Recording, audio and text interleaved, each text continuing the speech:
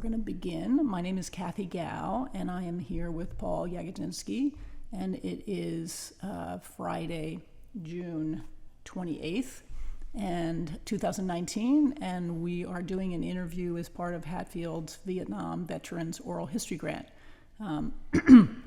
So welcome, Paul, and if you could give me your full name and when and where you were born to start. Thank you, Kathy. My name is Paul S. Jagodzinski.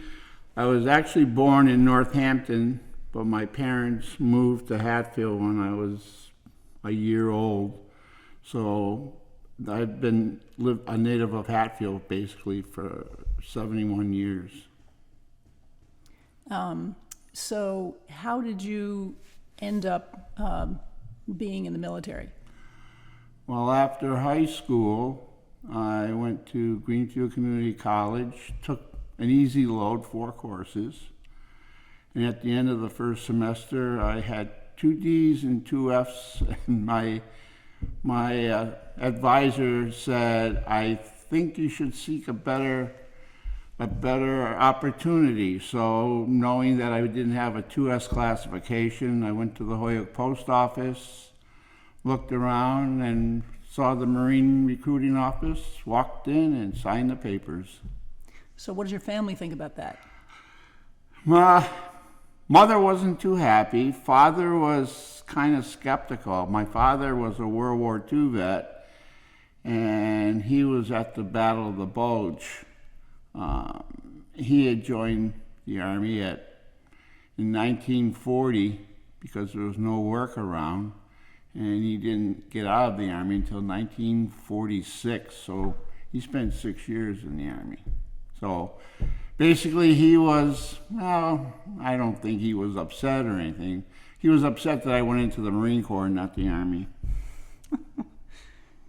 Okay. So anyway, so you joined up, you went home, you told your family, not so wild about it. Right. How long was it then before you went off to boot camp? I joined in the summer of '66. I was working on tobacco, so I had signed up for a November 10th enlistment date. DI told me it was a Marine Corps birthday and there'd be plenty of celebrations, but that wasn't true. And so where did you end up doing your boot camp? The day or 2 days, day of my enlistment, I went to Springfield, Mass, and we got a train. We took a train down. Half the group that was there flew down to South Carolina. Myself and the other half ended up going by train, which took almost 24 hours to get there with all the stops, but we went by train. I'd never been on a train before, so it was unique. And so where did you do your boot camp? At Parris Island, South Carolina. The infamous Parris Island, South Carolina. And why is it infamous? Once you're on, you don't get off. I mean, it's even trying to escape the island, it's only got one route on. It's by a guarded gate, but it's surrounded by swamps and ocean with riptides and sharks. So it's basically known as impenetrable and unescapable. So hard if you're changing your mind to go there. So you were at boot camp for about how long? Thought 8 weeks. I believe it ended up being 12 weeks total. And what sorts of training did you get there? It's all military history, Marine Corps history, a lot of physical training, a lot of psychological training. The philosophy of the Marine Corps basically is to take a large number of individuals from New York City, all down the East Coast, and from every creed and race or whatever, and they break you down so that everybody looks the same. You get the same haircut, the same uniforms, everything's the same. So their basic philosophy is to mold you so you're into a fighting unit of one. instead of many individuals. So, so you were there for about 8 weeks, and then 12. 12 weeks, and then you went to another training facility? Right. After that, we were bused up to North Carolina, Camp Lejeune, where we did, it was called ITR back then. It was Individual Training Regiment, or Infantry Training Regiment, I'm sorry. And that way we trained, we were Marines, so they treated us somewhat like Marines, but we learned how to operate, shoot, and clean and everything, all different kinds of weapons. Could you remember the names of some of those weapons? I believe during that time, I was trained with an M1 World War II vintage weapon. We did training with the .45 pistol. We did training with the M60 machine gun. We did training with the M79 grenade launcher. We did familiarization with the law, which is a light anti-tank weapon, hand grenades. But I believe it was more hands-on knowledge than it was physical, as far as being the same as boot camp. We did less, physical and mental stuff. We did more practical stuff. So, but you're saying did you feel like they did a pretty good job of kind of preparing Yeah. you mentally and? I mean, they made sure everybody knew exactly how to tear down a weapon, how to put it back together, how to load it, how to fire it. When I was there, we even had a chance to familiarize ourselves with weapons that were used by the North Vietnamese. And so at what point do you get your MOS? After ITR, everybody gets orders, but I didn't join for any particular. I said, I'll take the flow. For some reason on I don't know what they call them, they're a test, I scored high on infantry and artillery, and my MOS basically sent me to California as a 2841, a ground radio repairman. So I couldn't see if I scored high in these other ones, which I wanted to get into. I don't know why they put me so I went with the flow. So you hadn't done any work with radios or kind of fixing machinery No, before? they sent me out to San Diego for almost 8 months of hands-on ground radio repair and radio operating procedures, and it was 8 hours a day, strictly what you were going to do. There was no English classes, psychology classes, so it was an intense training. So when did you get deployed then? After being in C&E battalion. And B&C is? C&E, Communications and Electronics Battalion, out in San Diego. I had 30 days leave, went home, and then my next duty station was 2nd Radio Battalion, Camp Geiger. And where's Camp Geiger? Camp Geiger's an extension of Camp Lejeune. Okay. But it's not a very nice place. Still had World War II Quonset huts, and that's where I went through my infantry training regiment was there. But we were separated from all the trainees, but still, I didn't care for it. And from there was 3 or 4 of us in the company office, or in the unit, and we were watching all these married guys with kids getting orders for Vietnam, and why don't they send us single guys? So each month we used to submit a letter to volunteer to go to Vietnam, and each month they were denied, and finally, I think after 4 or 6 months, we finally got our orders. So there's 4 of us that volunteered for Vietnam. And we didn't have any wives, we didn't have any children, so, nothing to lose. So were these guys that you had known before, or you got to know them? One guy was from South Deerfield, Mass. He has since died from throat cancer from Agent Orange. He died when he was 51. Another guy from South Deerfield, I'm still in touch with. I just got in touch with him after 42 years I saw him on Facebook. It was amazing. But we still communicate, and he's been up here, and we've been fishing together and everything. And there was one other one. No, maybe there was just three of us. Oh, there was a guy from Rhode Island that we lifted weights with and ran with, this Tom Petrarca. So those were the guys we all put letters in. So did the four of you all end up at the same place in Vietnam? Three of them did. Three of us did. I was the first one. No, I was the second one to go. The guy that from South Deerfield was Jim Duda. He went about a month before me. And then I got my orders, and I went. And then this other guy, Petrarca from Rhode Island, he followed about a month after I got in country. So, but this Jim Duda, we went through boot camp together, infantry training. We spent the entire 4 years in the Marine Corps in the same units and everything. Well, it's nice you at least had someone. Yeah. Because I think you were telling me, and I've heard this from several guys, is that you didn't so much train with a whole unit and then your whole unit gets sent over.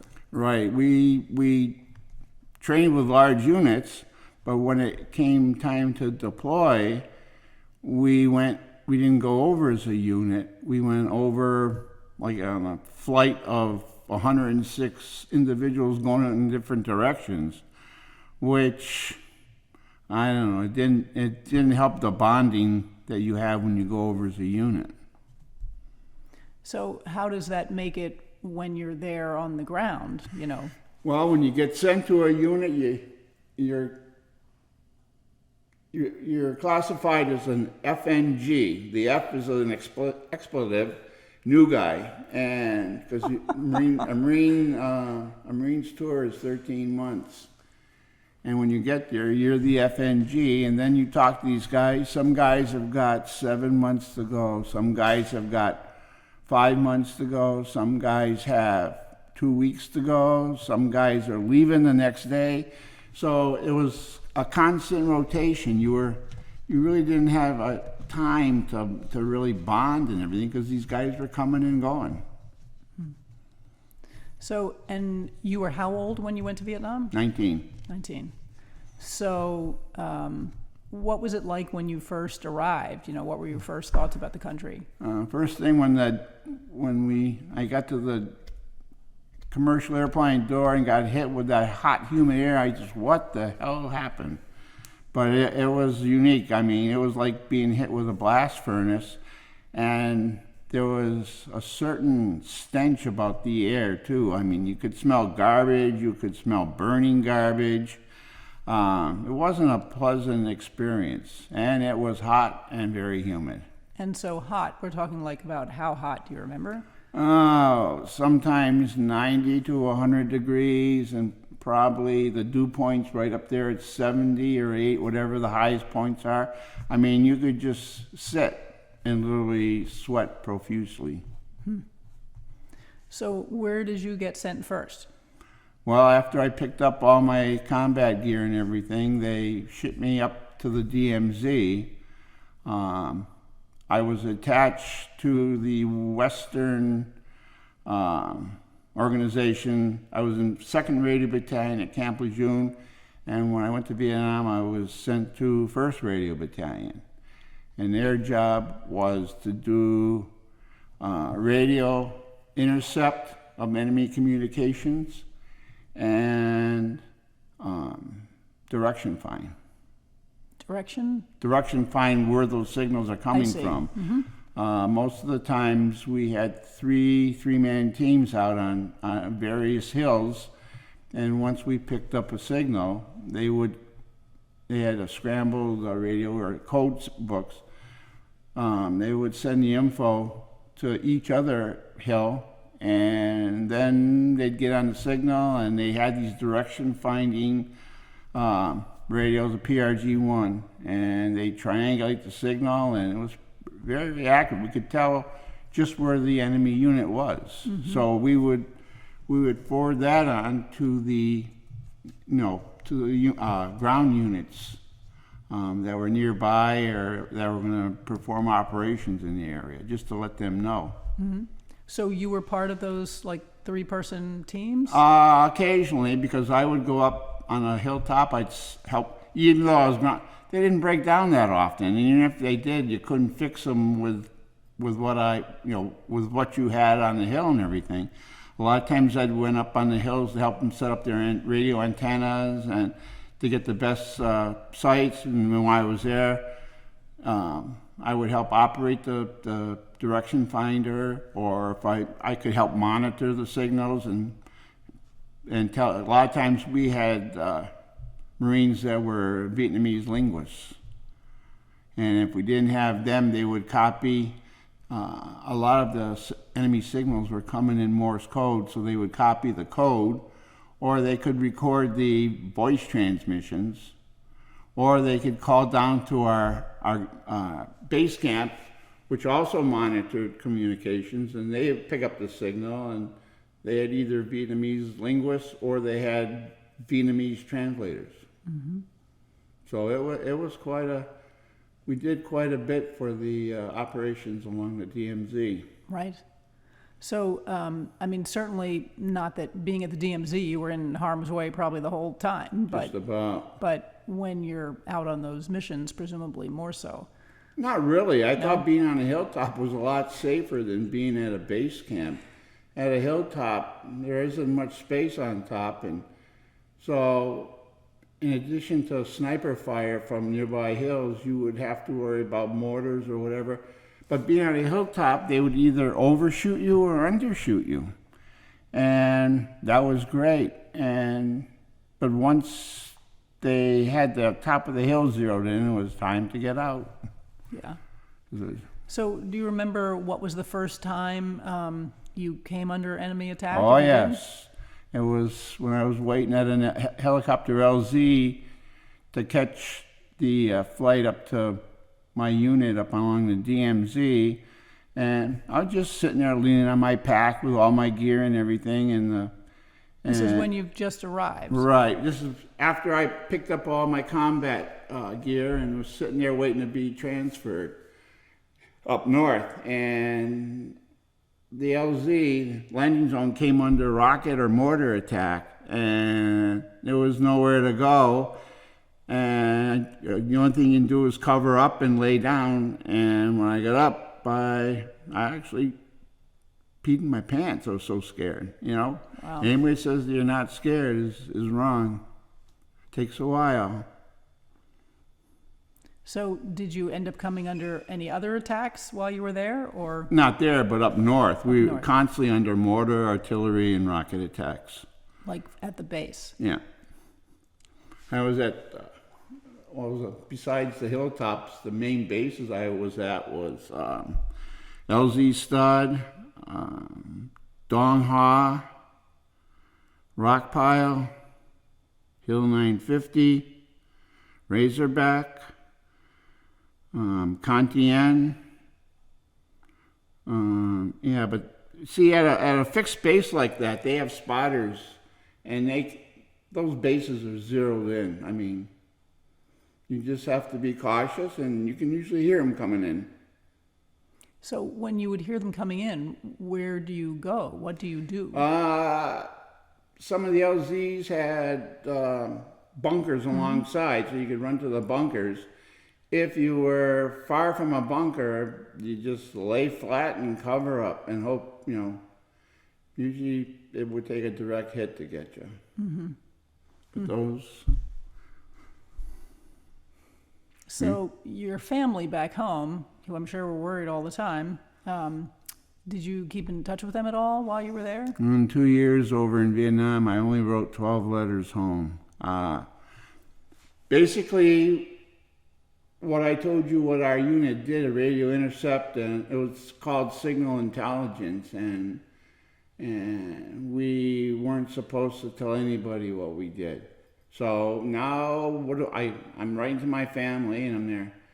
You don't write them to tell them that you were under attack, or you fended off a ground attack, or you got sniper fire. You didn't want to worry them, and you couldn't tell them what you were doing. So what do you say? Oh, it was a nice day, hot and humid. So I just didn't write. You know, it was difficult to choose something. You know, you couldn't write where you were just in case the letters got intercepted or the mail chopper got shot down. You couldn't give any information out like that. So did they write you at all? My mother wrote me every single day, even if it was only a paragraph. What did she say? Just hi. She told me what was happening. She would send me newspaper clippings from the Daily Hampshire Gazette of classmates and people that I knew that were in the service, where they were stationed, and stuff like that. Do you still have those letters? She saved the ones I wrote, all 12 of them.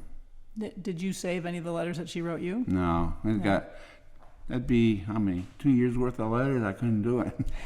It'd be too much. It'd be great to see what you wrote in those letters. I haven't. They're down cellar. I haven't looked at them. Yep. Just something maybe someday I'll do, or maybe I just throw them away. Well, if you'd consider donating them instead of throwing them away, we'd probably love to have them, even though you said it's humid and hot today, you know.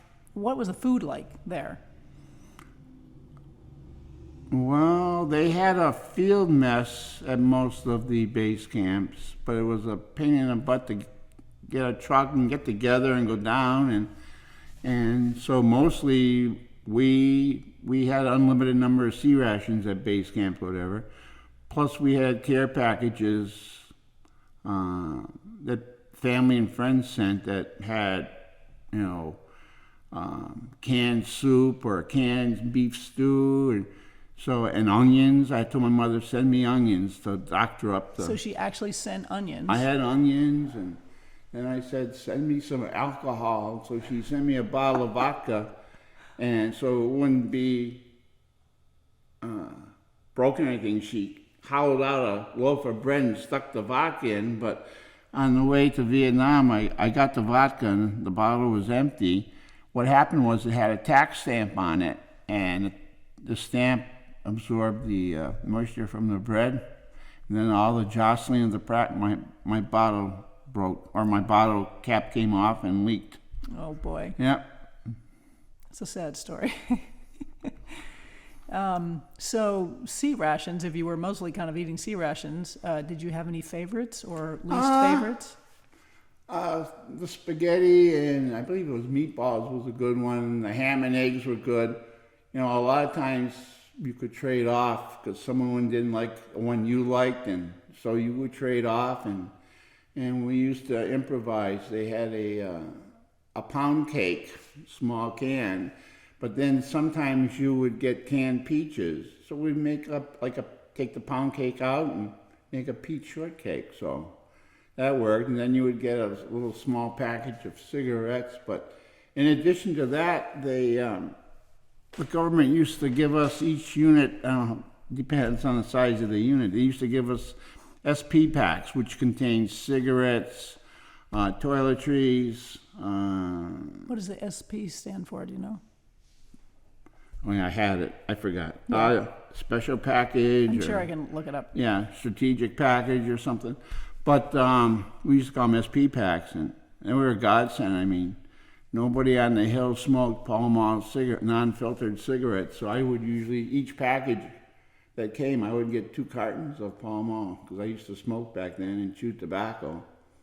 So it was worth it. But yeah. Most of the time it was like toiletry, a lot of soap, which we didn't use very often, toothpaste, toothbrushes. Sometimes they had candy. I don't know if they had candy. Was it candy? It's hard to say. Mm-hmm. So was there any kind of a, weekly routine, the kinds of things that you did on a regular basis? No, never a routine. I mean, someday you could be flying out to a hilltop, spend a couple days on top, setting up the comm gear. Some days you're pulling perimeter guard. Some days you'd be going on a convoy, a supply convoy from Elzystad to Dong Ha.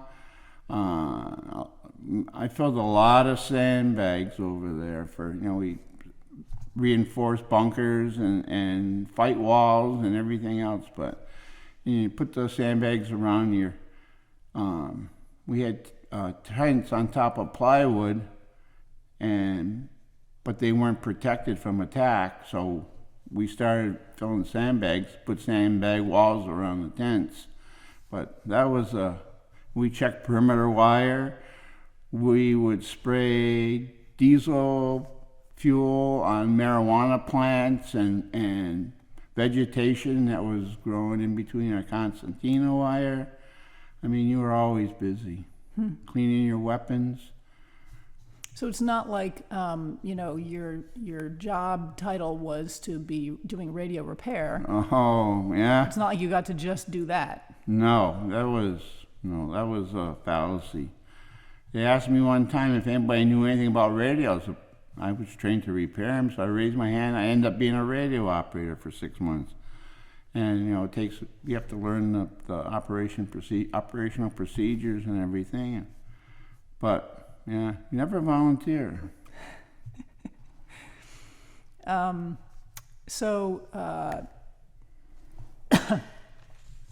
see here.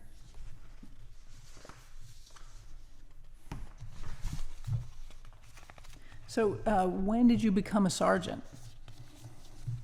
Or were you a sergeant when you went over? No, I was a corporal, and a matter of fact, I was just looking at my my DD 214, my discharge paper, and I made sergeant on April 1st, 1969. So I had been in country almost a year, and then I made sergeant, and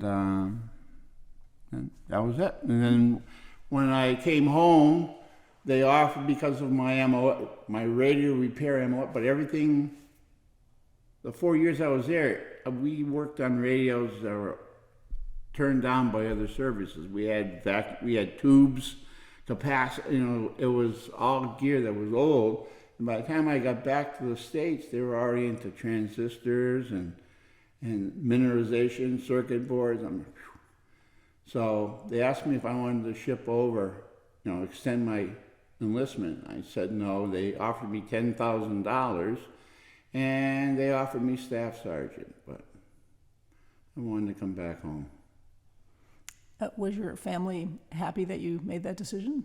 Yeah, especially my mom. My mom went through hell. Back then, she was a seamstress, and she would get home around 4 o'clock. Well, there was an article about me in the Gazette. I don't know if I was promoted or something, but my mom got a phone call, and the person on the phone says, "Mrs. Jagodzinski," yes.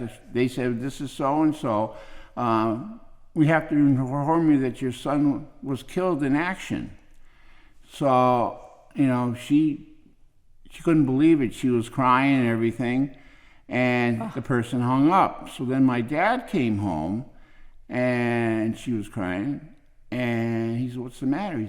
She says, "Paul was killed in action." "How do you know?" "I got a phone call." My father, fortunately, was in the Army. You either get a telegram, or in Vietnam, you got members of your branch of the service coming to report your death. So he says, no. He says, "Don't worry." So they called the recruiter in Holyoke. He looked under the casualty list, and I wasn't there. So my father told my mother, "Just be calm. If something happens, we'll get members of the Navy or Marine Corps." A couple months after that, my mother was at work. A Navy car pulls in the driveway. Two Navy personnel come to the door. No one's home. So they leave. My mother comes home. Neighbor runs out and says, "Mrs. Jagodzinski, 2 Navy guys just came to your door." My mother, oh. So my father comes home. She says, This is it. This is the real thing. We had a visit from 2 Navy personnel, and my father says, okay, well, he was upset, she was upset, so they again called the recruiter, I guess, who had a casualty list, and he goes, nope, he's not on it.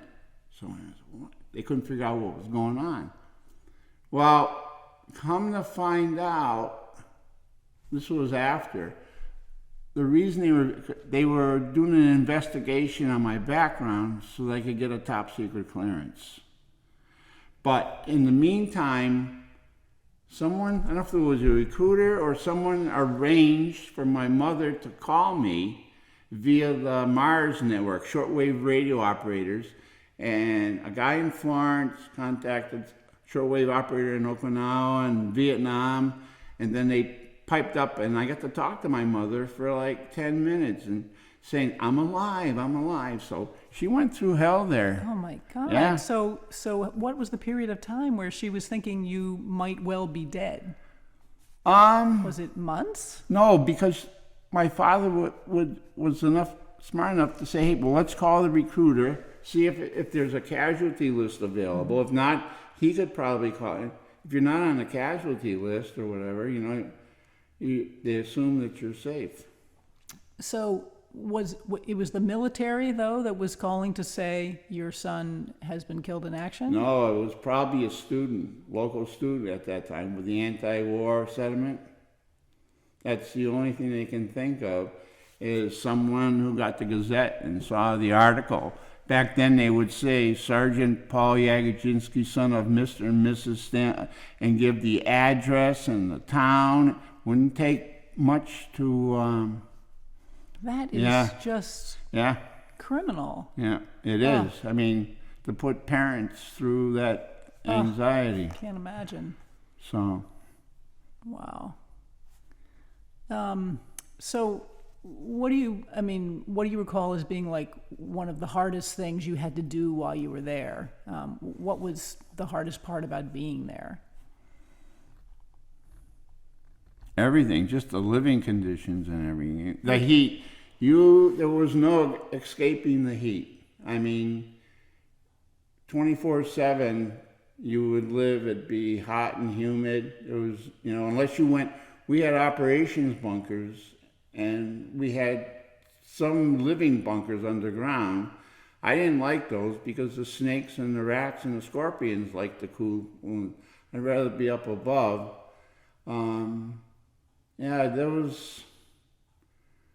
But after a while, you adapted to everything. And then after a while, the adrenaline in your body took over. And after a while, everything just seemed to fall in place. No matter what, you knew you had to do stuff. And eventually, after time, you got acclimated to the heat and humidity. And yeah. So what was the kind of bravest thing that either you participated in or you saw happen while you were there? We lost an ammo dump. And I'm trying to think if... Because it got either got hit by enemy fire. This was at LZ Stud in 1969. And, I've tried to... It's vague as to what happened. Whether a helicopter landing or trying to pick up supplies pushed a net up through their props and crashed, or whether it was the enemy rocket attack. But we lost our whole ammo dump. It burned for 8 hours. And I was down on a landing zone waiting for a helicopter to go out to a site.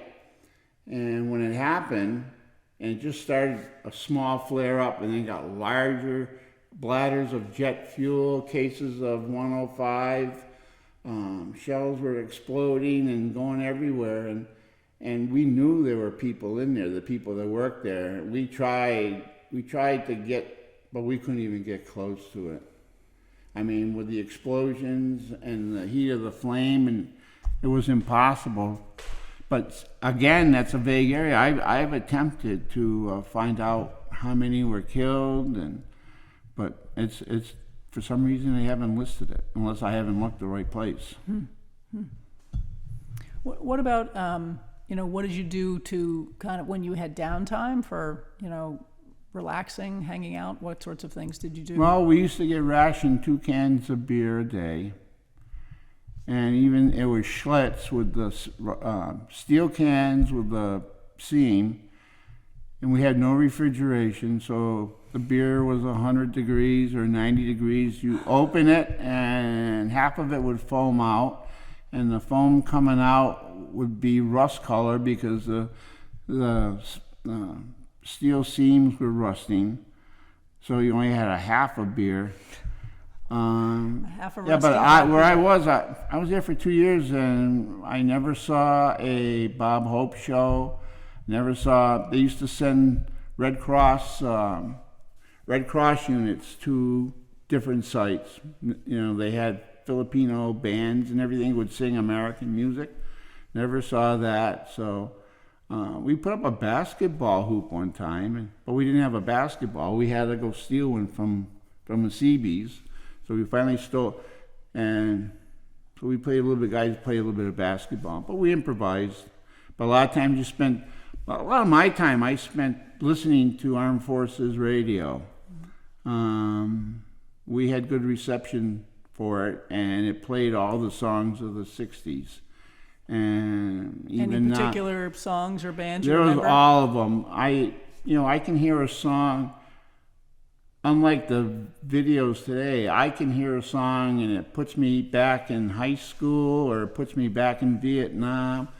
I mean, there's a ton of songs that, I think you were saying Run Through the Jungle. Yeah, with Creedence Clearwater Survival, I Gotta Get Out of This Place, a lot of the Stones, Painted Black or whatever. Yep. Yeah, there was a lot of songs that were favorites, but even before I went to service, I really wasn't big into music, but we had to do something during our downtime besides clean equipment, and it really wasn't that. They didn't give you much downtime. Yeah. So you told me that one time you went to Da Nang to visit, not to visit, but you caught up with Eddie Robleski? Yeah, I went down on 3 days country R&R, and just prior to that, my mother had sent me a photo in a news article that a guy that I went to high school with, Ed Robleski, was stationed at Da Nang Air Base. So my rear area was down in Da Nang. So I got in there and I showed my captain, my skipper, the picture, and I asked him if I could borrow his Jeep, and he said, so I borrowed his Jeep, loaded up. Now I had come down from the DMZ, I had scuzzy clothes on, they were dirty, I had a little growth of beard, I had hand grenades, I had bandoliers of ammo. I was just from the chopper to the skipper's office, and then I was heading to the Dang. So I told the gate MPs, air police, who I wanted to see, where he was. So they called, and sure enough, Eddie was there. So they drove me, and I followed him in, and there I met Eddie, and he was loading bombs onto F-4 jets. So his warrant officer said, "Why don't you take him and get a bite to eat?" So Eddie took me to the nearest, it was a Butler building. I walked in the Butler building and I almost died. It was air conditioned. There were Vietnamese waitresses walking around with pictures of cold beer, condensation rolling gently down them. There was a smell of pizza, cheeseburgers. I hadn't been down there for 15 months. And but when I walked in, they weren't going to let me in because there was an officer there says, I think it was a sergeant. He says, "Sergeant, you can't go in with your rifle." I says, "Well, sir," I said, "where I come from, your rifle's with you all the time." He said, why don't you unload it and, I'll make amends. I said, all right. So I unloaded it, put it over my shoulder. Eddie and I started walking to a table, and he said, "Sergeant, you're going to have to do something with those hand grenades."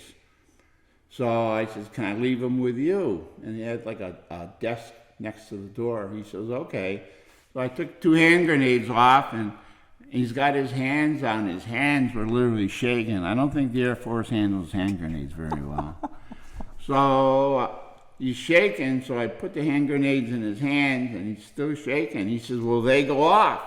And I said, "Sir, only if you shake them too much." So he put them down pretty quick, but I couldn't believe the food and the beer that I had. It was like you died and went to heaven. What did you have? Huh? What did you eat? Do you remember? Pizza, cheeseburgers, hot dogs. I mean, most of the time when I was up north, eating the sea rations, boy, I used to dream about having a cold beer and a pizza. I mean, that kept your appetite going. But so I was getting ready to go back, and because we used to get ration cards, you could buy camera equipment, audio equipment, beer, hard stuff. Well, just before I got there, supposedly some Marines went on a rampage in downtown Da Nang. They were drunk, so everyone below the rank of staff sergeant had alcohol clipped off their rations, so I couldn't buy any alcohol. So thanks to Eddie, being in the Air Force, when I left Da Nang Air Base, I had 6 bottles of black and white scotch that I took up. So, wow. Yeah, he was a good friend. That's the only time I got to visit him, though. So what were the circumstances of you coming home? I mean, you finished your time, and you said they offered you to stay longer. Right. I got home in Vietnam. I got home, I think, just in time for Hatfield's, I believe it was their 300th celebration. I got home in 1970. Right. So they were celebrating there. It was a big celebration and everything. June, mostly. Yeah, I think I got home in May or June, and my parents were happy to see me. And the first question my mother asked me, she goes, "You're not going back over again?" Because my first tour was 13 months. I came home for 30 days. And when I was leaving at the airport, my mom told me, "Well, let me have your address when you get to the new base." And I told her it was the same address. I didn't tell my parents that I was going back to Vietnam for a second time. So when I got home, she said, "You're not going back." I said, "No, I'm all done. I don't have that much time left anyway." So they were quite happy. Yeah. So what was it like when you arrived, back, you landed in the States, and where did you land? I think I landed in El Toro Marine Base, but we flew we went to Okinawa first because we picked up uniforms and stuff that we had put in storage before we went over. So we picked up uniforms and got our uniforms. Some guys gained weight, some guys lost weight. What about you? I gained 40 pounds on my 30-day leave between tours because I drank a lot of beer and ate pizza. But it didn't take long to get back over. So when I came home, I was like 210, 220. So everything was about the same. And came home, and it was you walk through an airport, people would stare at you. Because you're wearing your uniform? Yeah. And then we got to O'Hare, and I took my uniform off, and I said I didn't want to have to deal with the antagonistic stuff, and so I went into a bathroom and I took my uniform off. I put my civilian clothes that I had, but they could still tell you were military because you carried a big green duffel bag and your short haircut, but they didn't know where you had served, so But it wasn't a very good return. I mean, I had friends that wouldn't talk to me. The friends that did talk had served in the military, so they were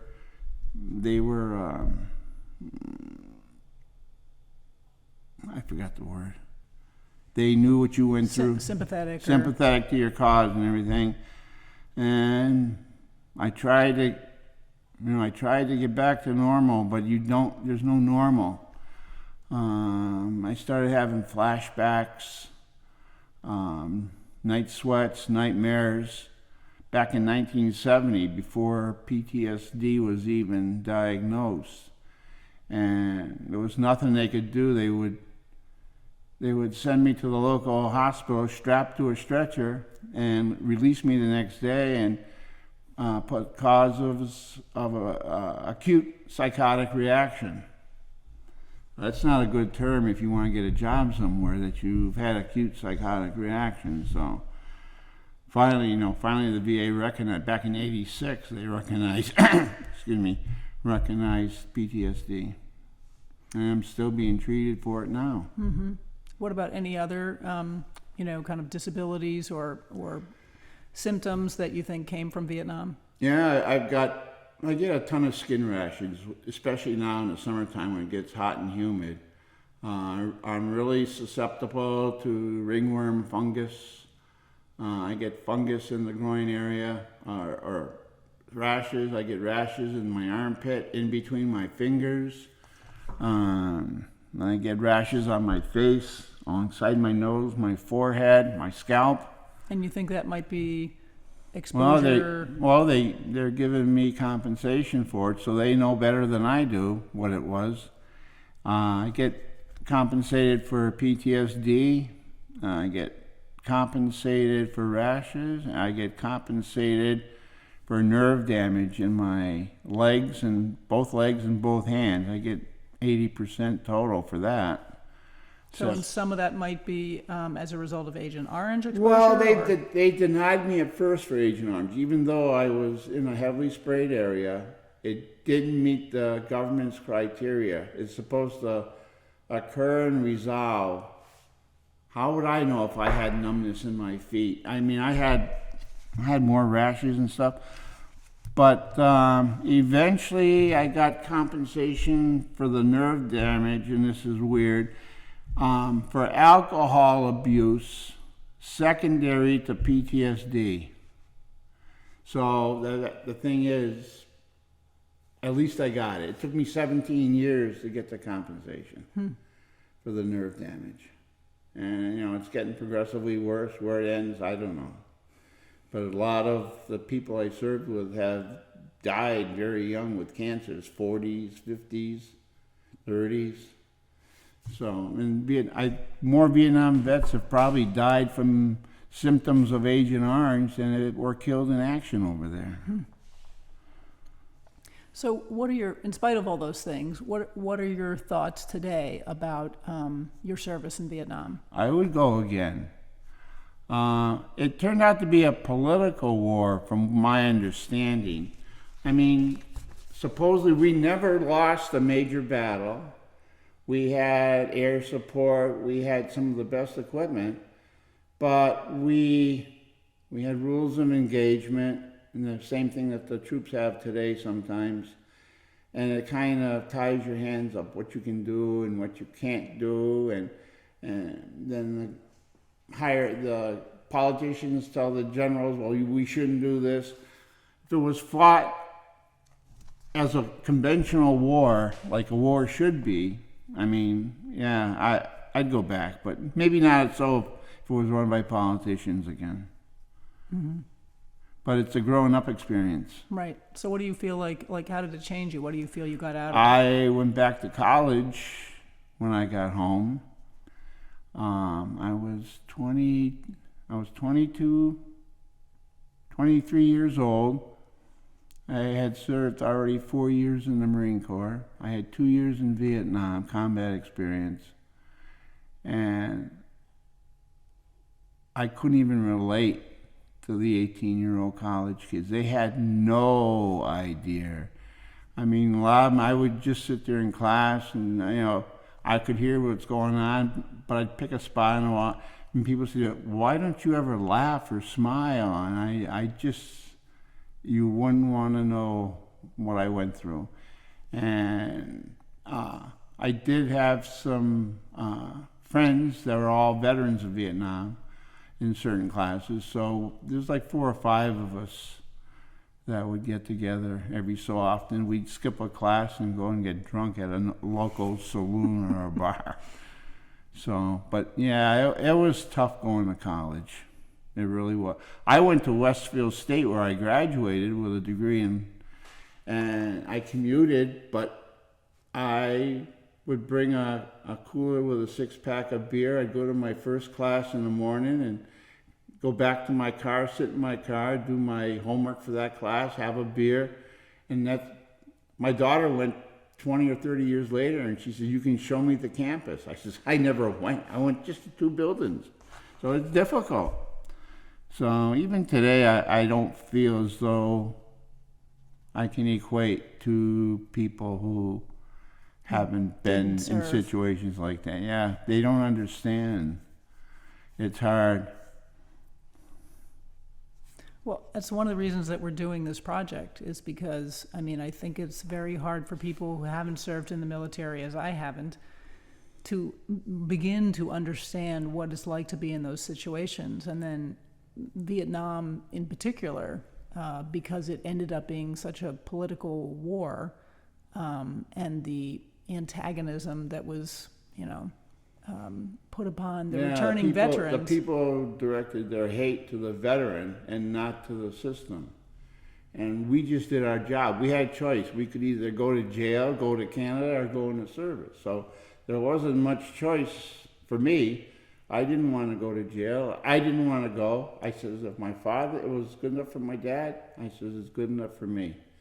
And I had no social obligations. I had no wife, no children, anything. So something should have happened that, would have just only affected my family. So, but I'd do it again.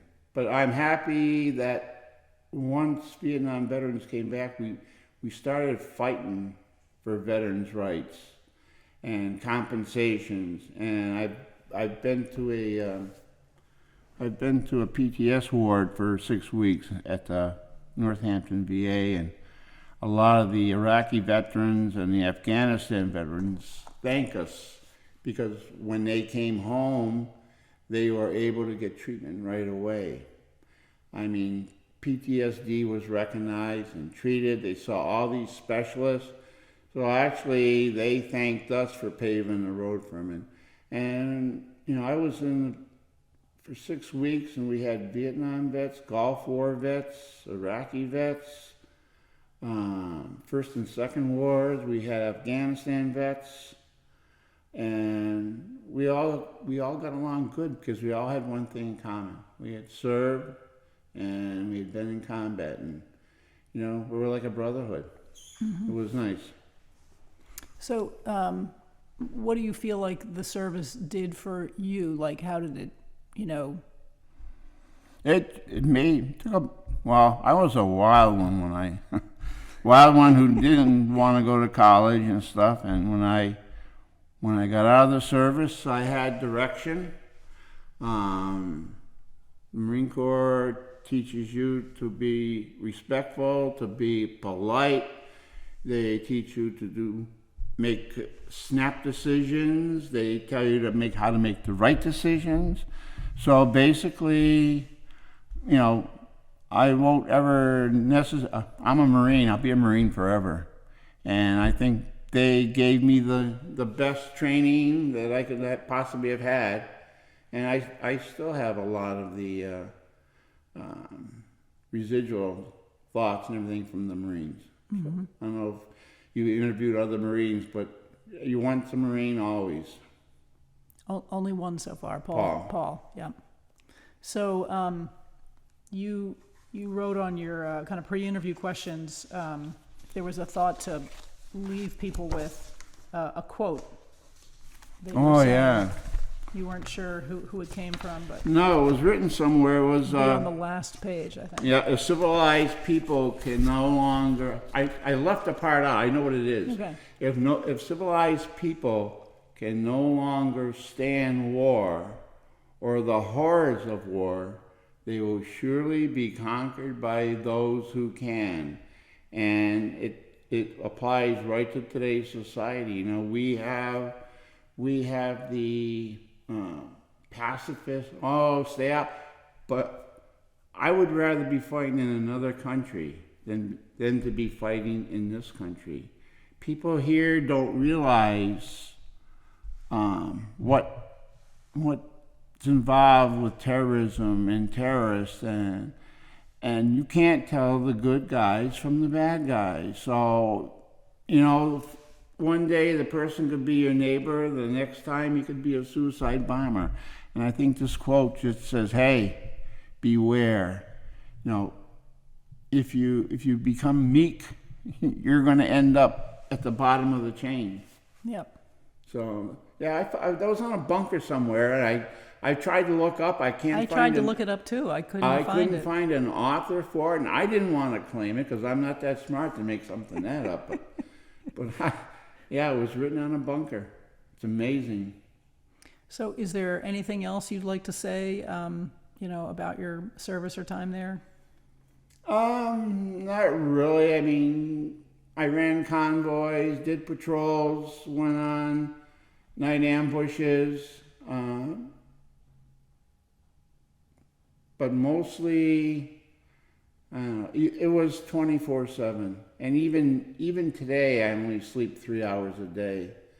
I mean, if you're out on a patrol and you're down for the night, you got one eye open. There's so many critters out. I was so petrified. There were cobra snakes, there were poisonous snakes, there were scorpions. And, and the same thing happens if you came under attack. A lot of what they call the fight holes, the ground bunkers that were below, that were open, you would run and jump in them. You didn't know what you were going to, and halfway through the air getting in, you're saying, oh boy, it was a weird experience, but I don't know. It's been 50-something years, 54 years, and 53 years. And today you're married and you have? Married, I have 2 kids and 5 grandchildren, but my PTSD has affected both my marriage and raising the kids. If I'm driving on 91, I'm scanning both sides of the road. I'm seeing more. Did you guys see that hawk? Where was it? No, I'm scanning for ambushes. If I'm in the woods deer hunting or something and I hear a helicopter go over, I can hear it's quiet. I can hear my heart thumping. Now we're coming up to 4th of July. 4th of July, I stayed down in my cellar the whole day because at night, you can hear the firecrackers going off, and especially at night when the firecrackers go off, the ones that go off 40 at a time or something. I mean, it's just something I can't put up with. So I spend my 4th of July in the cellar where it's quiet, and I turn the TV up loud and I don't hear anything. Mm-hmm. And the only thing that bothers me is when 4th of July comes on a Sunday and people start celebrating the previous Thursday, or it's like a 4-day celebration. And I gotta spend 4 days in my bunker. But yeah, when I go to bed at night, I check all the doors for security. I still sleep with a pistol close by. And there's certain things. I don't like crowds. I've never taken my children, who are now 40 and 36. I never took them to Disneyland or Disney World. Too many people. I don't like shopping in local stores. Too many people. Mm-hmm. PTSD, it went untreated for like 16 years. And I've been diagnosed as chronic PTSD, so I've been going to groups twice a month for a long time, and I was on individual therapy, but it don't go away. We're kind of out of time, but so you also mentioned that you had visited the wall in D.C.? Yeah, we went on a family vacation at D.C. The kids were all fairly older, and we camped in some city north of, I can't remember the name. We camped, and then we took the metro into Washington, and we did all the buildings, the Natural Museum of History and everything. And so my wife and the other couple agreed that I shouldn't go to the Vietnam Wall until our last day because they didn't know how I would react. We went there on our last day, and I had the names of the guys that in my outfit that were killed over there. And you look them up, and it tells you what panel and where you can locate them. So I got the panel numbers and everything, and the time that I spent in Vietnam, because the names are there in chronological order that they were killed. But my time in Vietnam was right at the apex, where we were losing 200 guys a week or something like that. And I found the names. I had sunglasses on, and I mean, once I found the names, I touched each one, and I the tears were coming. My kids didn't know, so we walked down to the end of the wall, and our next stop was the Lincoln Memorial. And we walked around the wall, and there was like a little grove of trees, and I stopped, and my wife says, "What's the matter?" I says, "I cannot believe," I says, "I've had a pressure on my chest for all these years." And I says, "It's gone."